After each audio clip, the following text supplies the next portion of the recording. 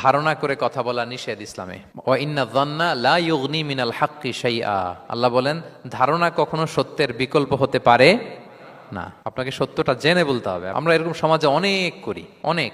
আপনি পাবেন, ধরেন যে আপনাকে আপনার এক বন্ধু দেখলো, রিক্সা দিয়ে যাচ্ছেন, আপনার পাশে এক নারী বসা, তো সে অনেক কিছু খারাপ ধারণা করতে পারে। এরকম হয় না সমাজে? তো এমন হতে পারে যে আপনি আপনার ছোট বোনকে নিয়ে বেরিয়েছেন, হতে পারে না? কিন্তু আপনি তো একটা ধারণা করে ফেললেন অন্য কিছু। বা আপনার ভাগ্নিকে নিয়ে বের হয়েছেন, আপনার আপন খালাকে নিয়ে বেরিয়েছেন কোনো কাজে, ডাক্তারের কাছে বা কিছু একটা হতে পারে। কিন্তু তাকে দেখেই আমি এদিক সেদিক বলতে আরম্ভ করলাম যে ওকে তো দেখছি এরকম এরকম এরকম। আছে না নাই? আমাদের সমাজে আমি দেখেছি যে কারো যদি ঠোঁট কালো হয় তো মানুষ ধারণা করে নেয় লোকটা মনে হয় সিগারেট খায়।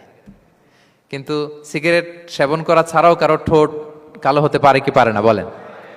এই যে এগুলো সমাজে প্রচলিত। বিয়ে করার পর পর ইমিডিয়েট যদি কেউ একটা গাড়ি কিনে বা হুন্ডা কিনে, এটা কি বলে বলেন তো? এই বোধহয় শ্বশুর বাড়ি থেকে যৌতুক নিয়ে আসছে। দেখছেন, এরকম ভুরি ভুরি আপনি সমাজে পাবেন।